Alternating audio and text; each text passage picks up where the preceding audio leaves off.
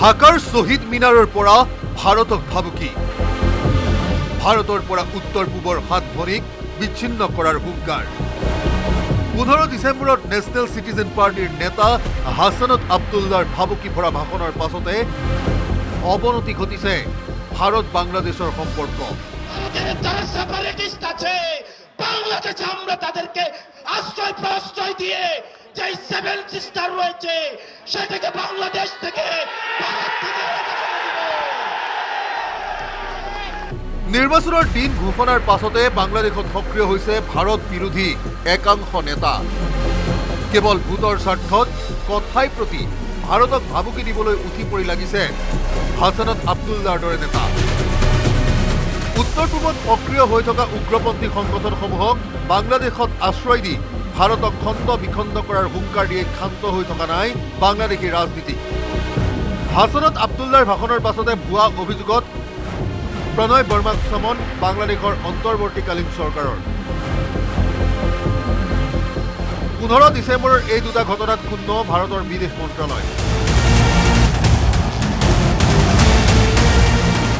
পাৰমাণৱিক শক্তিৰ অধিকাৰী ভাৰতৰ সৈতে বাংলাদেশৰ চুপতি শোভা নাপায় বুলি তীব্ৰ কটাক্ষ অসমৰ মুখ্যমন্ত্ৰী হিমন্ত বিশ্ব শৰ্মাৰ। आप जानते हैं भारत एक बहुत बड़ा देश है, न्यूक्लियर नेशन है, fourth largest economy in the world. So Bharat को बांग्लादेश कैसे ये कर पाएगा, ये तो सोचना भी गलत है। বিপৰীতে ভাৰতীয় উচ্চায়ুক্ত প্ৰণয় বৰ্মাক চমন দি কটু কথা শুনোৱা বাংলাদেশৰ অন্তৰ্বৰ্তীকালীন চৰকাৰক উচিত শিক্ষা দিলে ভাৰতৰ বিদেশ মন্ত্ৰালয়ে। হুলেৰে হুল কঢ়া নীতি অনুসৰণ কৰি বুধবাৰে বিদেশ মন্ত্ৰালয়ে চমন দিলে বাংলাদেশৰ উচ্চায়ুক্ত এম ৰিয়াজ হামিদুল্লাহ। পাওনা হৈ চন্দ্ৰলৈ হাত মেলাৰ চেষ্টা কৰা বাংলাদেশৰ একাংশ নেতাক বুজনি দিবলৈ বাংলাদেশৰ উচ্চায়ুক্তক পৰামৰ্শ ভাৰতৰ বিদেশ মন্ত্ৰালয়ৰ। উত্তৰ পূবৰ উগ্ৰপন্থীক আশ্ৰয় দি অসম, অৰুণাচল প্ৰদেশ, নাগালেণ্ড, মণিপুৰ, মিজোৰাম, ত্ৰিপুৰা আৰু মেঘালয়ক ভাৰতৰ পৰা বিচ্ছিন্ন কৰাৰ ভাবুকি দিয়া বন্ধ নহ'লে কঠোৰ ব্যৱস্থা লোৱাৰ হুংকাৰ বিদেশ মন্ত্ৰালয়ৰ। Bureau report, news 18 Assam north east.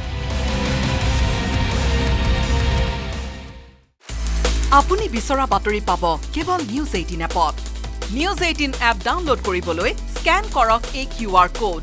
Google play ষ্টৰতো পাব এই নিউজ 18 এপ।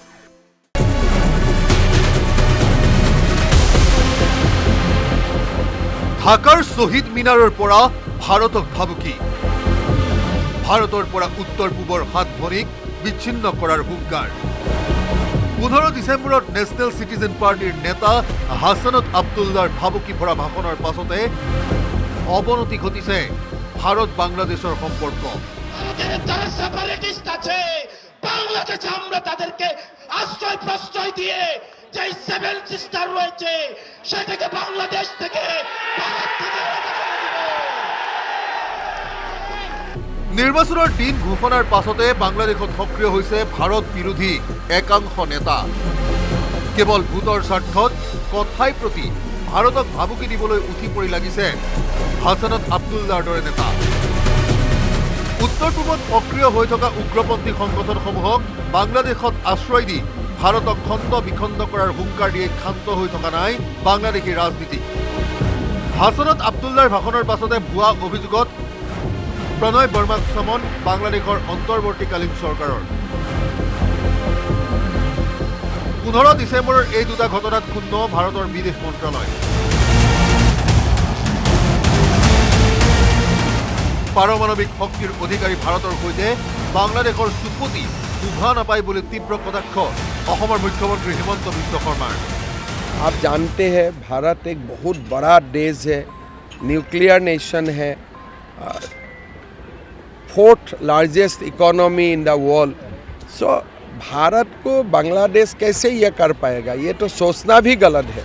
বিপৰীতে ভাৰতীয় উচ্চায়ুক্ত প্ৰণয় বৰ্মাক চমন দি কটু কথা শুনোৱা বাংলাদেশৰ অন্তৰ্বৰ্তীকালীন চৰকাৰক উচিত শিক্ষা দিলে ভাৰতৰ বিদেশ মন্ত্ৰালয়ে।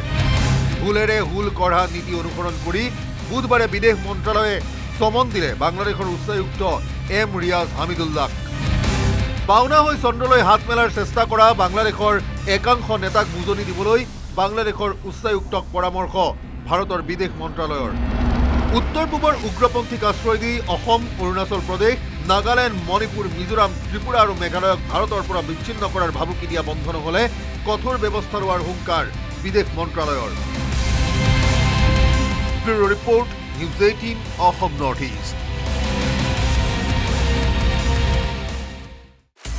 আপুনি বিচৰা বাতৰি পাব কেৱল নিউজ 18 এপত। নিউজ 18 এপ ডাউনলোড কৰিবলৈ স্কেন কৰক এই QR কোড। গুগল প্লে ষ্টৰতো পাব এই নিউজ 18 এপ।